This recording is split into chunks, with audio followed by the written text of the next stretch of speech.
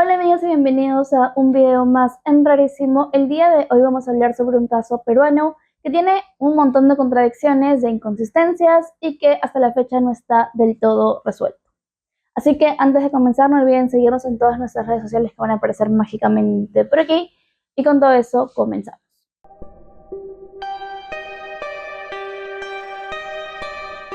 Para el caso de hoy vamos a hablar de Leslie Vicente Félix. Ella nació en Uchiza, en San Martín, y era la penúltima de 5 hermanos. Para el momento de los hechos ella tenía 19 años y era estudiante del tercer ciclo de la carrera de Ingeniería Civil en la Universidad de Huánuco. En 2020, en el contexto de la pandemia, ella decide mudarse a Tingo María para poder continuar con sus clases virtuales porque en Uchiza tenía problemas de conectividad. La decisión de mudarse no fue algo improvisado o impulsivo. Leslie se iba a quedar en la casa familiar de Natalie Villogas, quien para ese entonces era la esposa de su hermano Will. Como parte de un acuerdo entre familias, Leslie iba a ir a vivir a esa casa y Eric Villogas, el hermano de Natalie Villogas y también un suboficial de la Policía Nacional del Perú, iba a ir a vivir a la casa de Leslie porque pues lo habían destacado a ese lugar. Hasta ese momento no había razones aparentes para desconfiar de la familia política. Sin embargo, con el tiempo, Leslie le comentó a su mamá y a personas cercanas a ella que no se sentía cómoda viviendo en esa casa. Leslie les comentaba que la convivencia era bastante tensa, que sentía que la dejaban desplazada, que no era tomada en cuenta y al mismo tiempo también sentía que la vigilaban constantemente. Además, Leslie le contó a su mamá que Eric Villogas le mandaba mensajes con contenido personal y pues también le dijo que ella ya le había marcado límites claros. Leslie le había hecho saber a Eric que pues no estaba interesada en formar ningún vínculo más cercano y tampoco quería acercarse a él. Te he brindado mi amistad. Eso no quiere decir que yo quiero algo contigo, porque yo tengo enamorado y tú también tienes enamorada. Y que además, para que te quede bien claro, tú no eres de mi tipo y no me involucraría con tu familia. Debido a esto, la mamá de Leslie le dio como solución volver a Uchiza, pero Leslie quería continuar sus estudios y sabía que en ese lugar iba a ser bastante complicado, así que decidió quedarse. Además, recuerden que estábamos en un contexto de salud bastante fuerte, así que una mudanza inmediata hubiera sido prácticamente imposible. Bien, por otra parte, la relación entre Wilder, el hermano mayor de Leslie, y Natalie Villogas estaba deteriorándose. Recordemos que Leslie no se fue a vivir a la casa de cualquier persona, de un amigo o sola. Ella se había de vivir a la casa de supuestamente familia, ya que Natalie era su cuñada. Según declaraciones de la familia de Leslie, Wilder le había hecho saber a Natalie que pues quería separarse.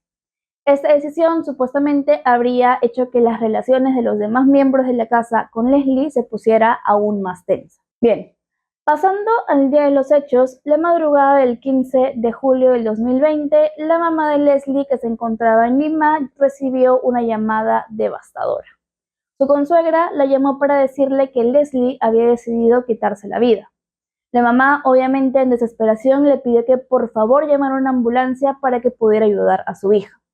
Momentos después, la hermana de Leslie, que también estaba en Lima, pudo comunicarse con su cuñada y esta le dijo que Leslie aún estaba respirando, pero que estaba botando espuma por la boca. Como les comenté, la mamá y la hermana mayor de Leslie estaban en Lima, así que la única opción que ellas tuvieron para poder ir a Tingo María fue pues subirse en un camión de carga que pues demora más que un bus o un carro particular. En el trayecto, las amigas de Leslie pudieron comunicarse con ellas y le dijeron que a ellas les parecía imposible que Leslie hubiera decidido quitarse la vida. Decían que no había ningún mensaje, ningún indicio, ninguna actitud de Leslie que les hiciera pensar que ella no quería estar más en este mundo. Además de esto, la hermana de Leslie comentó que ellas se habían comunicado horas antes.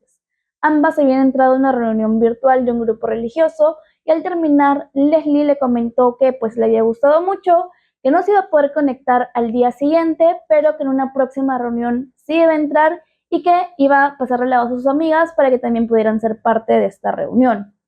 O sea, que Leslie estaba haciendo planes a futuro. Le había dicho a su hermana que iba a ser parte de estas reuniones virtuales y pues que una persona que esté pensando en quitarse la vida haga planes a futuro no es tan común. Lamentablemente, cuando ellas llegaron, confirmaron el fallecimiento de Leslie. Los días pasaron y a pesar de la gravedad del crimen, no hubo ninguna detención inmediata. La familia de Leslie comenzó a sentir que en realidad el caso se estaba estancando, no porque no existieran indicios, sino porque desde el comienzo se enfrentaron a obstáculos que hizo que la investigación fuera más complicada. Lo primero fue el contexto en el que se cometió el crimen. Recordemos que todo eso sucedió en julio del 2020 en plena pandemia. Esto hizo que las diligencias se retrasaran, que hubiera restricción de personal y también que hubieran limitaciones logísticas que afectaron el levantamiento de pruebas. Uno de los puntos más cuestionados es que no se utilizó luminol para encontrar rastros de sangre en la habitación de Leslie, que era pues la escena del crimen. La familia pidió que se realizara esta prueba, pero les informaron que no contaban con el reactivo suficiente para poder cubrir toda la habitación. O sea, podían hacerlo en ciertas partes, pero no en toda la escena del crimen, que es como se debe hacer. Para cuando se consideró volver a intervenir el lugar, obviamente la escena ya había sido alterada por el paso del tiempo y también por el tránsito de personas que aún seguían viviendo en esa casa. A esto se le sumó otro problema, que era la constante rotación de abogados y fiscales a cargo del caso de Leslie. Cada cambio significaba explicar los hechos desde cero, volver a leer todos los expedientes, y esto hacía que las decisiones claves por el caso se retrasaran. La hermana de Leslie comentó que cuando un fiscal comenzaba a entender la complejidad del caso de su hermana, lo cambiaban y hacía que todo volviera a foja cero. Mientras las investigaciones se dilataban, comenzaron a aparecer elementos que no encajaban para nada.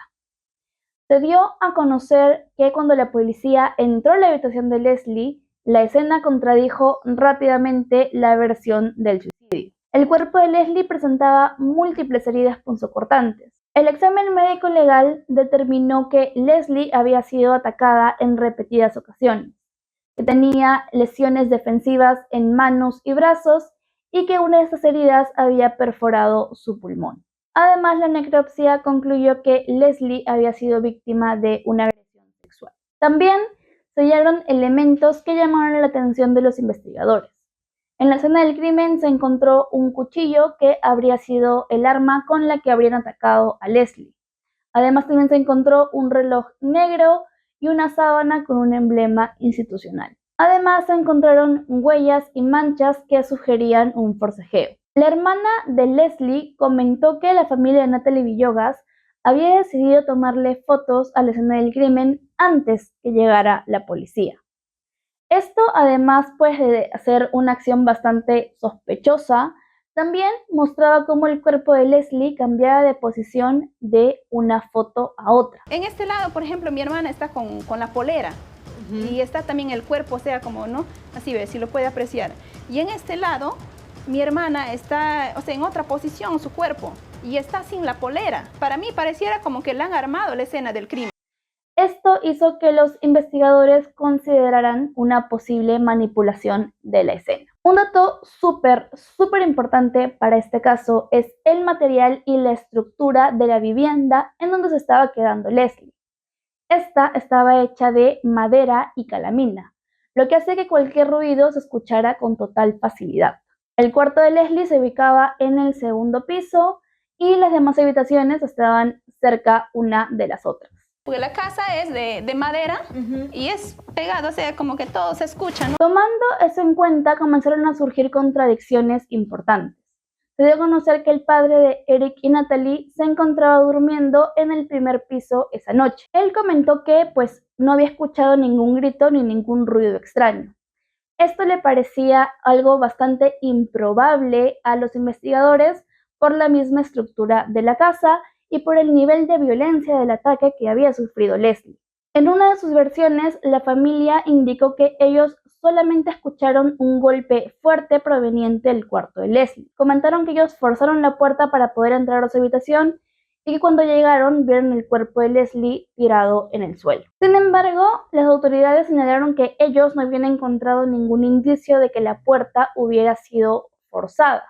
Y esto en realidad hizo que se generaran más dudas de lo que habría pasado realmente esa madrugada. Otro punto que generó cuestionamiento fue que Natalie Villogas tenía un corte reciente en el brazo.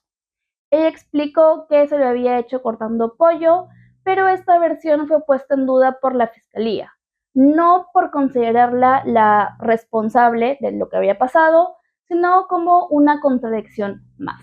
Ese corte me lo hice el 14 de julio, antes de la muerte de mi cuñado. Como tengo una bodega, como si usted puede comprobar, tengo una bodega, mi vecino Wilder, vino a pedirme pollo. Mi manera de cortar pollo es diferente. Lo levanté y me corté. Por otro lado, a Eric Villogas se le encontraron arañazos. Él explicó que se los había hecho jugando con su perro. Si bien a la familia de Leslie y a la fiscalía les parecía que podría ser probable, también consideraron que estas heridas podrían ser compatibles con un forcejeo, considerando que Leslie había luchado por su vida. Otro punto clave para el caso es la presencia de una moto la noche de los hechos. Según reconstrucciones basadas en pericias y testimonios, una moto habría llegado durante la madrugada a la casa. Posteriormente se dio a conocer que la moto se le habrían prestado a Eric Villogas, que decía que él esa noche se encontraba en la comisaría de Uchiza. Sin embargo, la persona que le estaba custodiando y su familia afirman no haberlo visto nunca. Además, los cuadernos de asistencia y asignación de armas de la comisaría en donde trabajaba Eric desaparecieron durante meses y reaparecieron tiempo después, lo que generó más dudas sobre su declaración. La fiscalía también tomó en cuenta que Eric conocía perfectamente la distribución de la casa y que el cuarto de Leslie, que se encontraba en un segundo piso, tenía una salida posterior. Esto reforzó la hipótesis de que el agresor no era un extraño, sino alguien que estaba familiarizado con el lugar. Debido a esto, el Ministerio Público centró su atención en Eric Villogas y su entorno familiar, considerando la suma de contradicciones, inconsistencias y elementos materiales. Después de años de investigación, la Fiscalía identificó como los principales imputados a Eric Villogas Cargua, suboficial de la Policía Nacional, y a su padre Diófanes Villogas Tolentino. Según la tesis de la Fiscalía, ambos estarían implicados en el feminicidio de Leslie Vicente y también otros familiares serían presuntos cómplices por encubrimiento. En septiembre del 2025, el Poder Judicial dictó 9 meses de prisión preventiva en contra de Eric y su padre. Eric fue trasladado a la prisión de Potracancha en Huánuco, en donde se encuentra cumpliendo la prisión preventiva. Por el lado de su parte, él hasta la actualidad se encuentra prófugo. Mientras tanto, la familia de Eric ha creado páginas y publicaciones para defender su inocencia.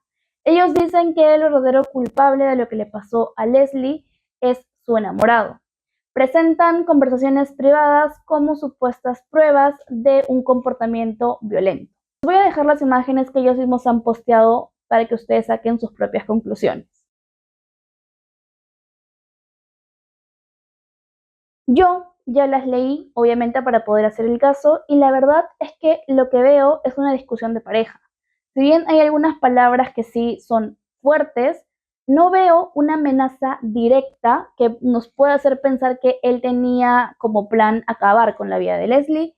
Sin embargo, las investigaciones están abiertas, así que veremos qué pasa en este caso. Y bien, amigos, eso es todo por el caso de hoy. El caso de Leslie viene desde el 2020. La familia de ella viene luchando por justicia desde el 2020. Estamos en 2026.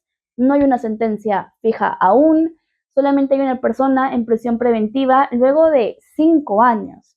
Entonces, esperemos que en algún momento la familia pueda encontrar un poco de paz y justicia, de saber realmente qué pasó con ella y por qué tantas contradicciones, por qué dicen cosas que quizás no eran ciertas. Recordemos que cuando le avisaron a la mamá de Leslie lo que había pasado con su hija, le dijeron que ella se había quitado la vida. Y claramente lo que se vio no fue eso. Recordemos que Leslie tenía 19 años, estaba estudiando, tenía amigas, tenía enamorado, tenía familia que le quería y le arrebataron la vida. Cuéntenme en los comentarios qué opinan de este caso, los voy a estar leyendo y también respondiendo. Nos vemos en el siguiente video. Bye.